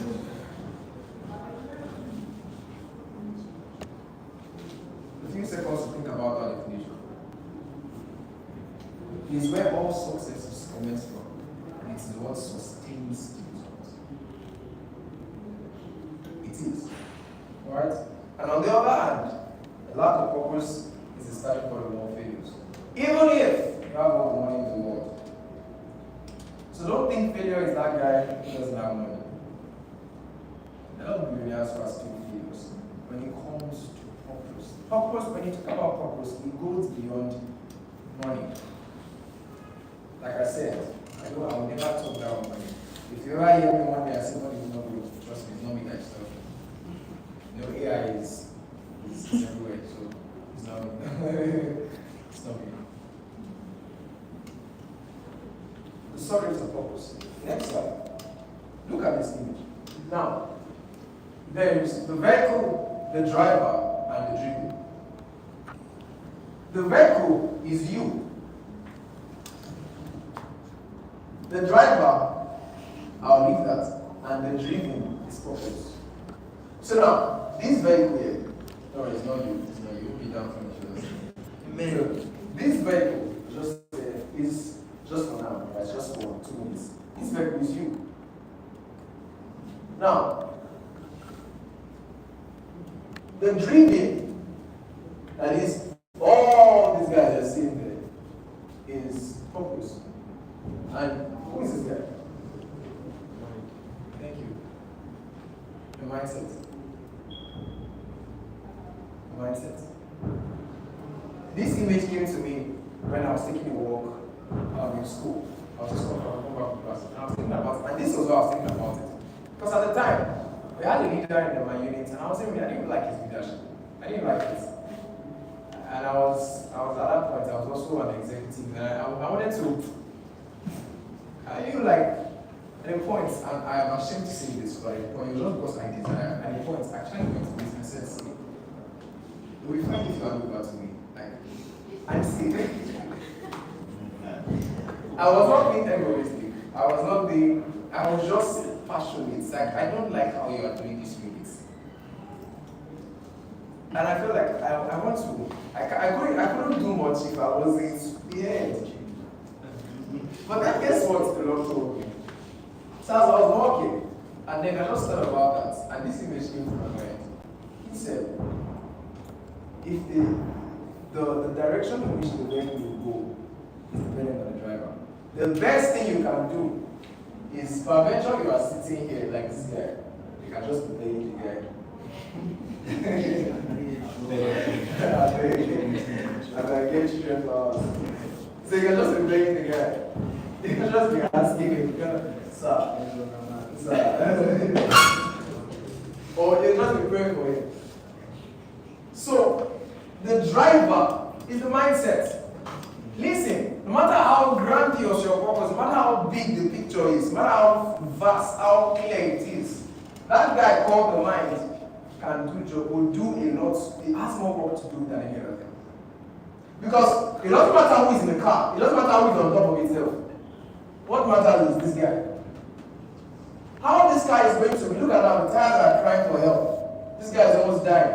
So many things are happening because of this guy alone. Imagine the other guys in this car who have families at home who are going to die because of this guy. That's how important mindset is. That's how important it is. So when we talk about mindset, it's not to sound like, oh, just some tools from American words that Nigerians don't care about. Mindset is the commencement of it is what makes purpose clear. Mindset.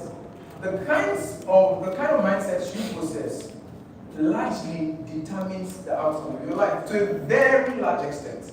Very large extent. Your mindset. And I like to define mindsets this way. It's not even slide. I define it this way. Your mindset is the lens through which you see life. Simple terms. The one thing about me, and when I'm in this personal development space, one thing I desire to do is to not use plenty big words. Alright? So that you can understand it very simply. So in simple terms, your mindset is the lens through which you see life. Simply. There's a way you see money that makes that determines your relationship with it. There's a way you see people that determines your relationship with people. There's a way you see clothes. Everything revolves around mindset. It does. So whatever you have as the deposit in your mind will determine how you relate with every other thing.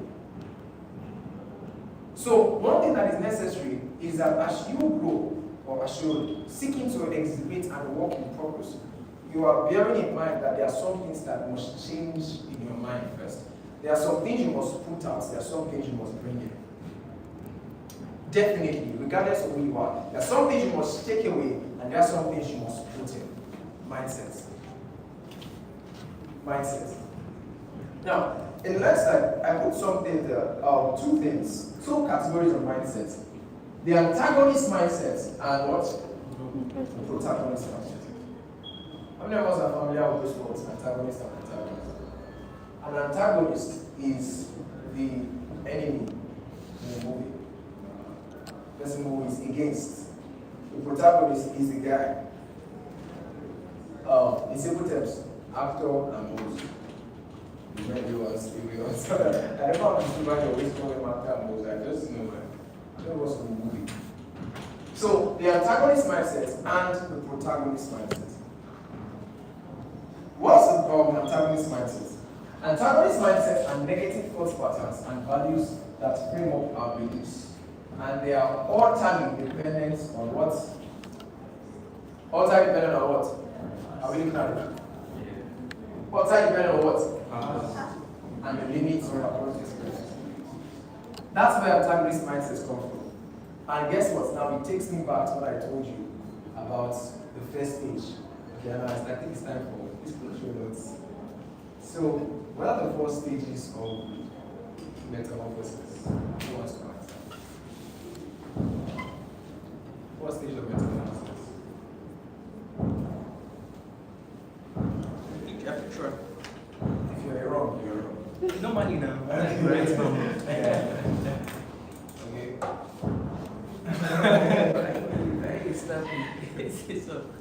think there's 8 stage. Okay. This is not in any particular order. It has to be the other. It has to be the order. Okay. That's your notes. I want you to say without, okay?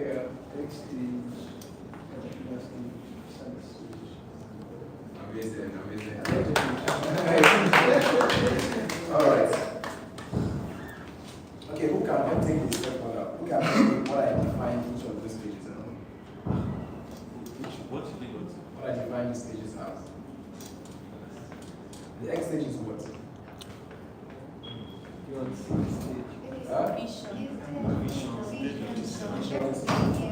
Okay, what's the caterpillar stage? Okay,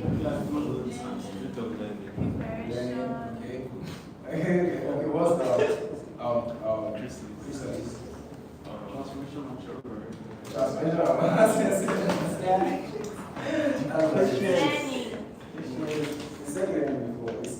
patience. No, patience was one of them. I mean, that was in brackets. Okay, what did you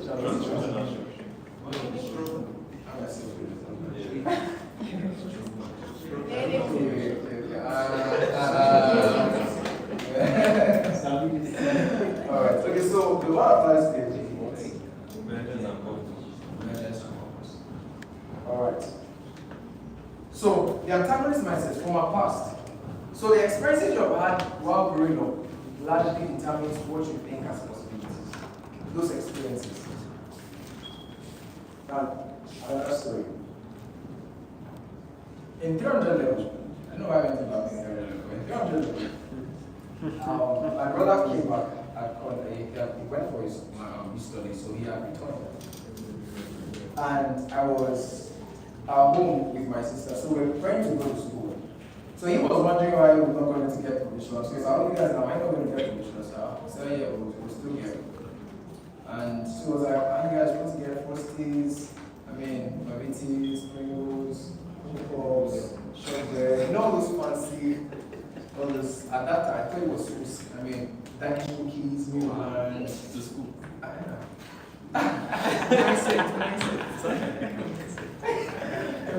So it's not only me, all of us. So there's some biscuits in class as this one is for Sunday, maybe Sunday. So if I see somebody eating Maryland Monday, Tuesday, Wednesday, I say, "Alright, tea, come back." So he was saying that, okay, we're going to get all those things. And I said, "Oh, I'm not at that level yet, so just try and get something else." Then it's like I said something that annoyed him. So what do you mean by you're not at that level yet? What do you mean? Ordinary biscuits, not at that level yet. Biscuits. So, are you saying biscuits is what defines your class? So Siri is what defines what level you are in. So I posted and thought about it. Something is wrong. Something is wrong. So when I went back to school that time, I just began to intentionally expose myself to hints. I didn't go to passion, I didn't do it. That's what I was doing. I was simply having conversations. I was simply having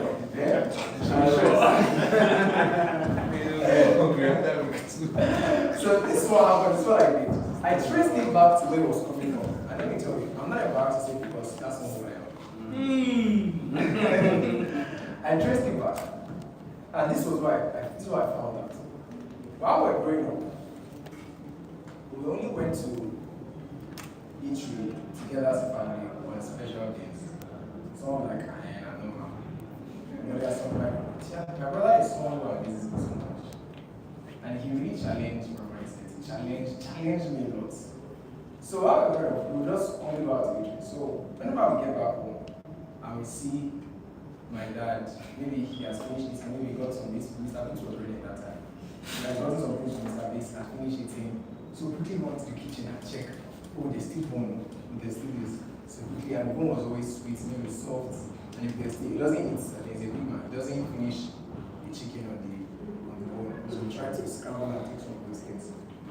So we saw it as, bro, I tasted Mr. Biggs today. And many other experiences like that.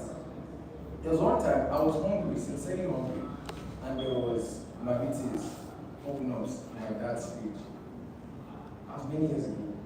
And I went there, I was hungry. I was just hungry. And I went to take it and I ate.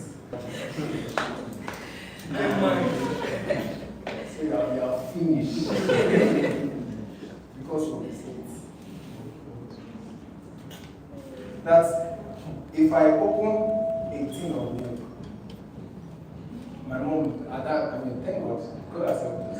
At that time, you open tin of milk, you. So if it's not my mom who opened it, you're not the one who should open it. So maybe eventually I want to do this, I use everything.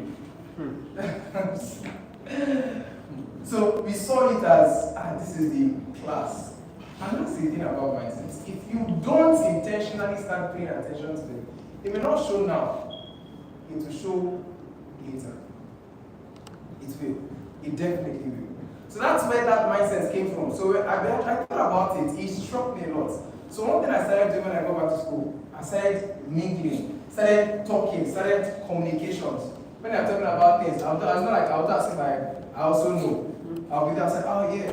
When I hear,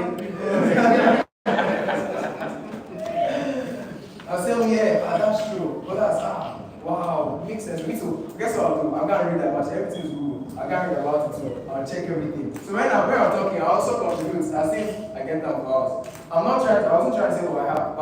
I know too. I know too. So those things began to lift. And there were some things I did intentionally. I intentionally did them. I intentionally gave some things. Intentionally. I intentionally would buy some things. And then not take it as anything. At all. So it's necessary. So from the past experiences, now it began to express itself in what I thought as. So imagine, so do you know what it means? So now you have hobnobs in your bag, and then you feel like you're at the talk of the class. Or you bring a can of Pringles, and then you're the guy. Think about it. That's everyday snack in US. It's just everyday snack. Burritos, everyday snack. Just something you go say, you stuck in your freezer. It's not a special thing. God help us. So, those are antagonist mindsets. Now, I want to show you chief antagonist mindset. There are a lot of them. I want to show you chief antagonist mindset. What's number one? Are we here? What's number one? This one doesn't just show itself in someone who is timid. Do you realize that a bully can have inferiority complex? Someone who sings loud, who sings bold, someone who sings, oh my God. I'm not saying everybody who does this is struggling with that, no. But there are some expressions should I say, flauntations of wealth that is a product of inferiority complex. There's when you dress, I know that they are struggling with this thing. Inferiority complex. You feel less of yourself until you have something. Let me teach you this. Listen, if you look at your life and you trace your worth to anything external, you lack an understanding of your true worth. If you look at anything external, anything at all, and that defines your worth, then you really are not worth it. So that's one of the things I started training myself on. Intentionally. So if you are being honest, I'll be honest with you. If you are all being honest, we all think that having an iPhone means that we are in a class. Yes or no?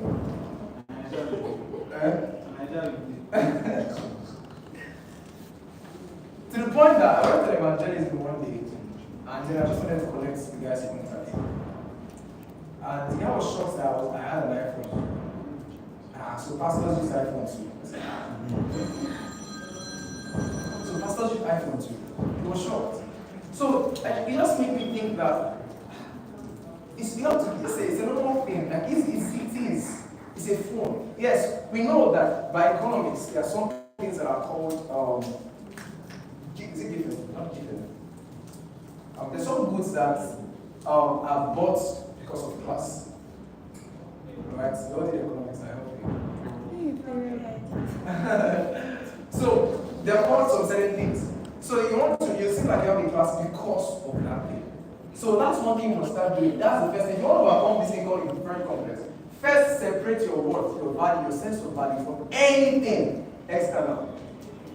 If anything valuable is said about goodness, it's because it is goodness, not because goodness has this. Not because goodness has this shoe, goodness has that, no, at all. It's because this is goodness, and that's who it is. So you don't have to dress to look the part. It's very important. If you overcome inferiority complex, that's necessary. When you take it upon yourself that I must anything that looks intentionally. Do you know what thing I do sometimes? I take up my wristwatch, I put it in my pocket. My wristwatch does not mean that I'm a big man. It doesn't. So there are things, look at those things that make you feel elevated. And sometimes, it may not be wrong, but sometimes they lead to this mindset. Just take them off and allow yourself to be comfortable in your skin. Just allow yourself to be comfortable in your skin. Sometimes, I'm not saying how you should act anyhow. I'm saying just that consciousness. Just that consciousness. Or sometimes, maybe you're driving a car and then just park somewhere and now use your leg to walk. So let people value you for you, not because of what you have. That's something you must do to yourself and to others around you. Let them value you for who you are, not what you have. Very important. And the second thing is complacency. Complacency, where you're not just care too much. You're just statements like it's not that deep. It's not that deep. So like not just treating life with levity, just not concerned. Oh, well, whatever will be. Well, let's just do it. Well, let's just see how it goes. You ask him some questions. Oh, let's see how it goes. It looks cool. Well, I don't know. It looks impressive. I don't know. It's not cool. That's an antagonist mindset. You won't go far like that. It will restrict your movement. And the third thing is an entitlement mentality. Amongst these two, if you handle this and this, I tell you, go for one of the things I started doing to myself. I don't want to talk about my house. I don't say to myself, I'm going to my father's house. Because it's not my house. It's not my house. Yes, my father, my money is not what to keep the house. So I said, okay, guys, come to my house now, come to my place. It's not your place. You are there, it's your father's place. So when I started doing that, it made me more conscious that, bro, you need to get your own place too. An entitlement mentality is not a good thing. It isn't. It's an antagonist mindset. Now, quickly, what are protagonists? Are we learning? Yes, sir. So you know what I want you to do? Before we shift from that, I want you to by yourself introspect, because on the fly I put introspection. So I want you to introspect. Think, what are those things that you feel you do that makes you think that those things that you attach your worth to? Think about it. And now think of ways you are going to defeat that. What are those things that you feel like you attach your worth to? Is it how you dress? Is it how you talk? I'm not saying dressing good is nice, but I'm saying it must never be that. Okay, now imagine someone like carries millennial now. Maybe he steps into a place and then he sees this cap. He sees the supposed thing that this guy is a savvy guy. And then they just treat you anyhow. You don't have to feel like, this guy is like a small child here. Like a small, who's this guy? I can't see you. Who it is? You know. Something happened when we were here. Okay, let us. So, have you written it out? Have you found it? How many of you were always concerned about sometimes in school when I just go skiing? It's because of. So, if you like me, you like me. If you don't like me, you don't like me. It looks like it's insignificant, but it touched something in me. Everything today, when I look at those pictures of, flat stuff, seats, I used to fall for myself. Sweet flat top, smooth, was so crisp. I loved it. It was so beautiful. But those times when I began to feel like, okay, like wow,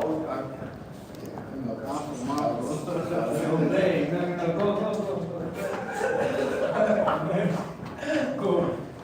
So when you're going, like, that's when you feel like, oh, everyone's looking at you, everyone's looking at you.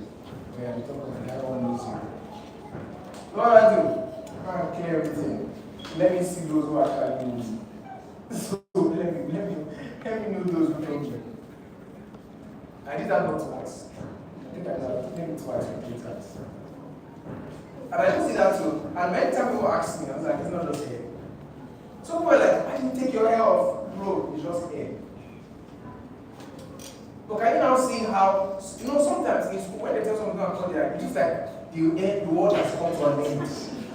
I used to see them like, they were so frustrated. Like, it's just hair.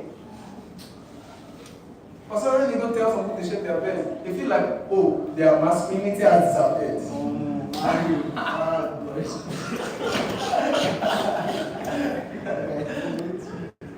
But I just question myself that, bro, it's just hair. It's just hair. It's just hair. Like, really, it's just hair. So there will be things like that for you. that you want to now cut them to their size. Let it not become what defines you. Let your worth be authentic because of the value that you bring. Not because of your size, not because of your, no, at all. At all. That's what pushes many girls to go naked online. Seller. See, no seller. Continue. Alright, so protagonist mindset. Protagonist mindset are positive thought patterns and values that frame up our beliefs responsible for creating a productive and resulting life. They are positive thought patterns. Positive thought patterns. And to explain that, chief protagonist mindset, number one is possibility thinking. Possibility thinking. And you can train yourself in this, I tell you.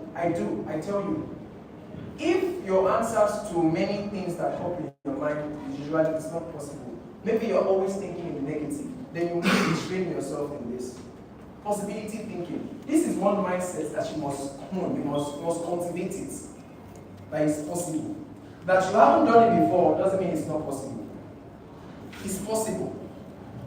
That possibility mindset. That you look at things that look very big, very large, and come to a conclusion it can be done. Now, I want you to write some things that you have termed impossible. I want you to really do these things because it makes you readily apply what you're learning, so it never leaves you. That's why I'm asking you to do it. It never leaves you. It never. So, what are some things that you term impossible? There's some things that you look at. Do you know what I started doing to myself? I started looking at, one of my goals this year is I want to just be moving bulk money and just investing it somewhere. Just with bulk money. I like when I hear, we gave 1 billion. I say, that's it. I like it. 20 million, we gave this person. And it's fine. So I'm allowing my mind to comprehend the possibility of me giving that amount of money.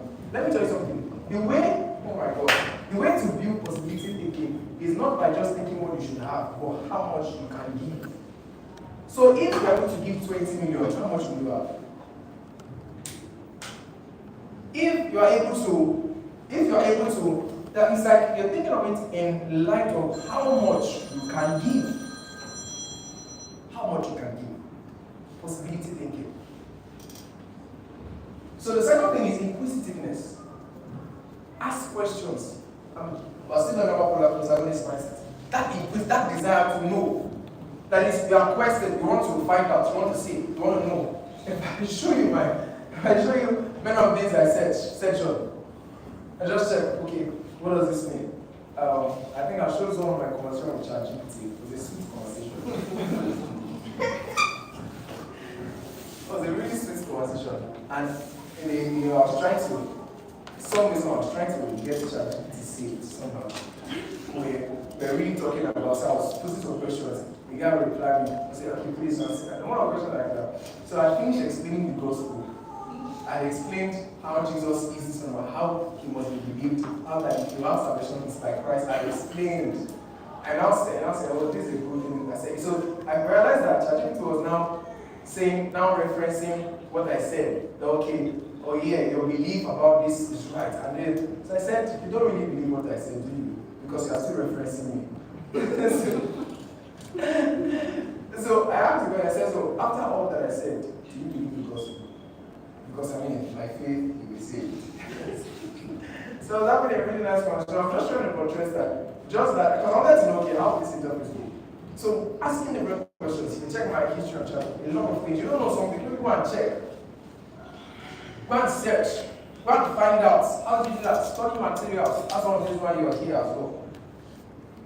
So studying things, inquisitiveness. If I don't know something, I don't waste time. I just look for who knows it. There was one particular course that I just need to waste my time. What's the time for exam? I know what to call. Shadow. Yeah. I just sit down. Please teach me. I just learn everything. It's foolishness for me to not do it. And I'm sitting down. I'm a genius. The fastness of the inquisitiveness. And the last thing is what? Gratitude. That is just being honest, being honestly grateful, just looking at the positive in things. the positives and things, and just having an atmosphere of hope, just thankful, look for little things to be thankful about. I know many things we want haven't clicked in yet. Maybe you're applying for that job, it hasn't clicked in. Maybe there's this skill you're trying to get, it hasn't clicked in. Or maybe you're trying to do so many things, it hasn't set in. But look for those other small things. What it does to you is that it makes your heart a fertile land place for many ideas to grow in gratitude. In gratitude. In gratitude. Alright. So now we've come to a checkpoint. Alright. We've come to a checkpoint. And before I go into that, I want to just allow us rest and just speak on many of these things that I said. Right? Because when we go into this, trust me, so much respect. This thing here, this is my thing. This is my thing. It's my thing. And it's something I want to really show you. So that I want you to be stimulated enough to understand, like to go through it, to learn it, to see it, to really understand the activities of it. Because we're going to be going through mindsets to have so many things in it. Alright, so I want you to be stimulated enough to do that. So just before, so what I mean is I'm going to go on a break. Alright? I'm going to break. So before we do that, any questions? I don't have any questions. Any questions? Maybe as I was mentioning some things where coming out here and feel like, okay, could you get a bit more clarity on it? Any questions? Remember, one of the mindsets of advice is listening there, so practice that now to ask. Any questions? Any questions? I want to ask. Let's check. Okay, I have a question about mindset. Say mindset.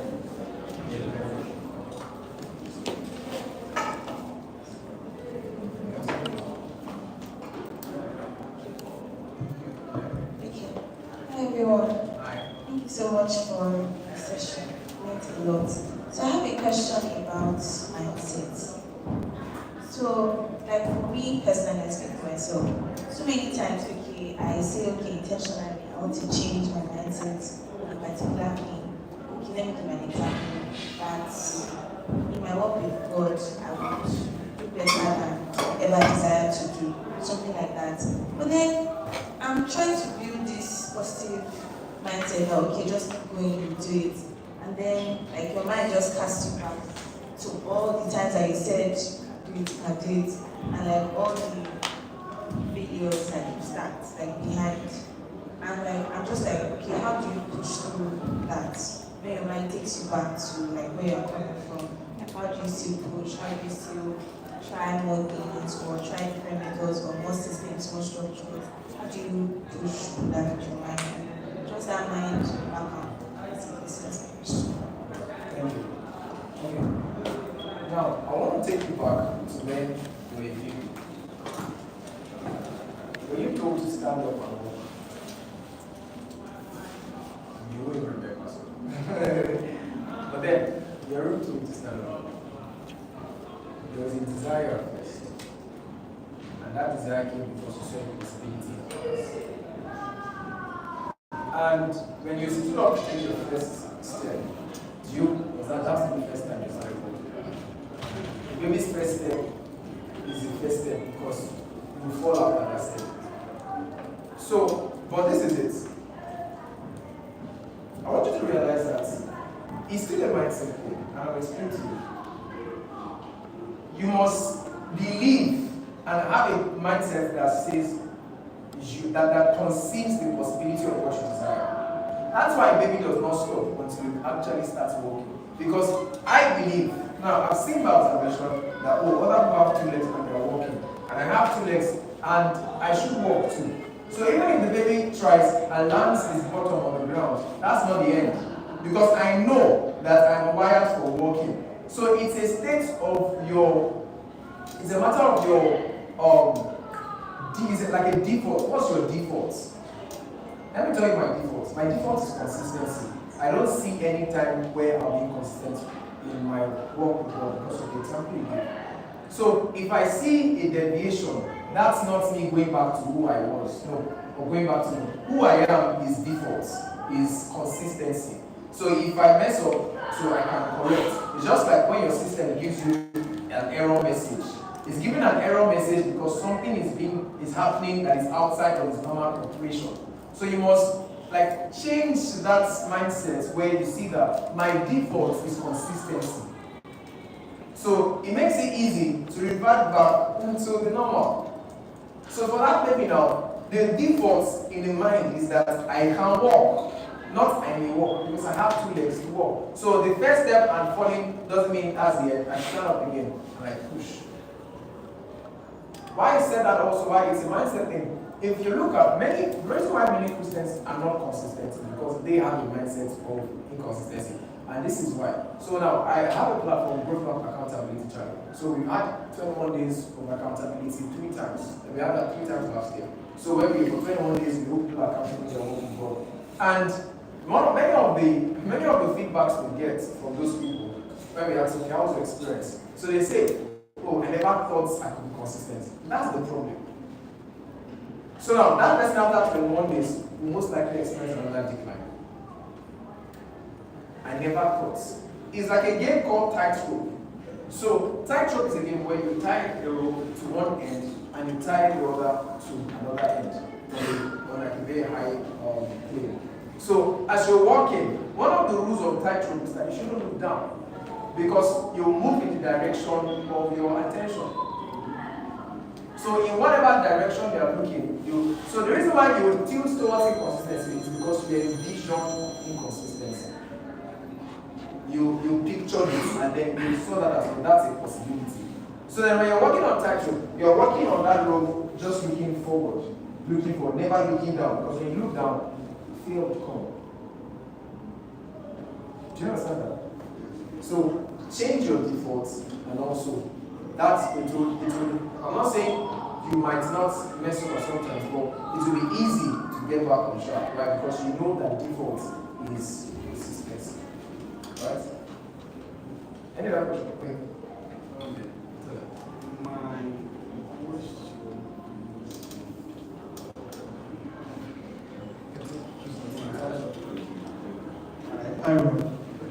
My question is, you know your purpose, you know what you asked you to do, what you're going to do. Of course, it doesn't just happen overnight. I think you give you 5 years. So you get started. And then an example is, let's say someone from our set, or maybe say after graduates, and then it's kind of in the way of survival. How then do you remind yourself of purpose against that? Because if we take a look at purpose, we realize that no matter how successful, it doesn't just look up to become successful. It's either we don't know their past or they don't share. So it's a step-by-step process, and I think the reality is surviving can really just put you in a box to forget about it. It's how they do realize yourself. Thank you for that question. Thank you for that question. Very, very important question like that, because a lot of people have traded the pursuit of purpose for survival.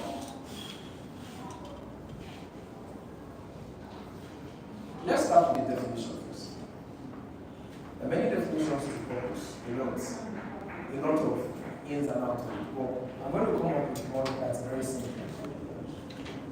What you must look out for most importantly in life is fulfillment. Fulfillment. That in itself determines the extent to which you will go. Look out for fulfillment. I'm not talking about the satisfaction that comes with doing your hobbies. That's what I'm talking about. That's an emotion. I'm talking about fulfillment that comes from a consciousness that you are doing what you ought to do. For example, it doesn't matter how beautiful a potty is. If a potty becomes happy that it is served on the table of kings, then something is wrong. Because that's not fulfillment is for what you were born to do.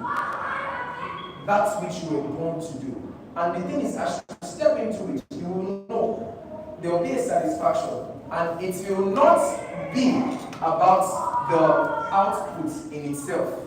It will be about the input. You'll be glad that you put in. You'll be glad that you put in. So now, about that, it's alright. It's alright. It's alright to intentionally, like you know that I mean, someone who has eaten that can get to the purpose. And what I want to do is to restructure and ask something another question. When you talk about survival, like what do you mean by survival? Is that you want to just struggle, build a house, I mean, get a car, travel out, and just like you're out of the chaos of the world? Or do you mean getting to eat, getting to feed, getting to just wake up and be alright? Because when you look at those two things, somebody who has not eaten cares not for a big house. And this is it. If a man is working with purpose, he is satisfied with having food to eat and just clothes to wear. And then he knows that in the accomplishment of his purpose is the delivery of every other thing. That's how to beat it. Because there's no, see, you are designed not to chase things. You are designed for purpose. And then those things are looking for you, the version of you that's working in purpose. A very good example. I had this thing now. You know, I've a couple of times where I desired to do things. I desired to do some things. And then there was a limit on finances. So now, but for this particular event, I mean, when it first came to my heart, it was towards maybe early December. Okay, let's have, maybe almost the end of December. Okay, let's have this. That was just a vision. I had, okay, an idea of what the amount I was going to put into it. And then I was okay, let's do this. So we started.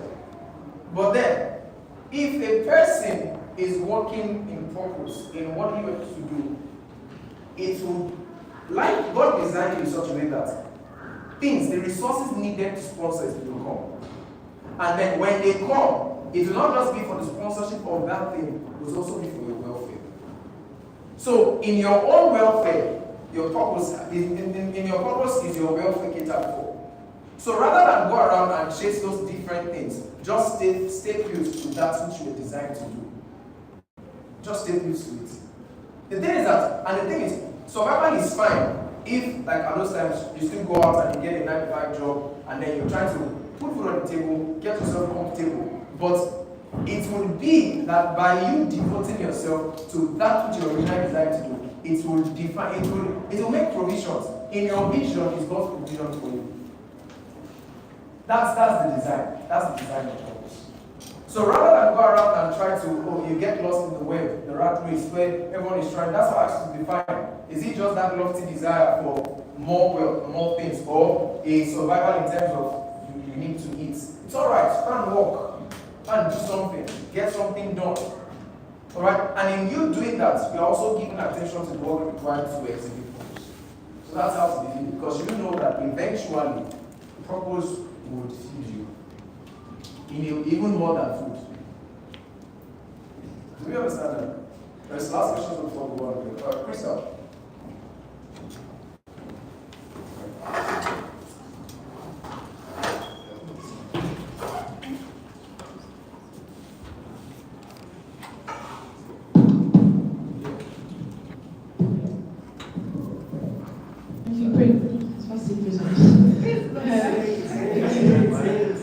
Praise the Lord. Hallelujah. You said something about in conformity we lose our originality. And I have two questions. The first one is that I know the goal of Christianity is for us to conform to the person of Jesus Christ. So are we losing what originality are we losing there? It's because your conformity to that, you're conforming to your originality. Do you understand? You're conforming to your originality. You're made in his image. So you conforming to him is actually you being original. Okay. My second question. How do you, for someone that, for a person that grew up in an environment where it's not so enabling, or like you said, surrounded by town, if you took that kind of person and tried to encourage that kind of person to be the mindset that the person got from the environment, what do you do if the person can't leave the environment. As in, they live there. They live there, and they are already surrounded by supposedly things that are not benefiting them. So even after you talk and talk, they're supposed to go back to the environment. So what do you do in that kind of situation? So that's a very good question. So just to put the first question we asked. So in the context of us conforming to the middle class, that is our original. So you conforming to that, you conform to what you actually designed for. Right? So I want you to clarify you understand that.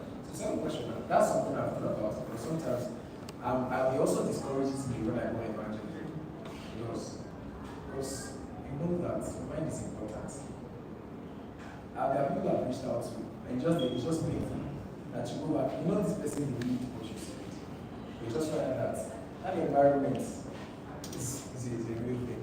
So in that case, what you do is that you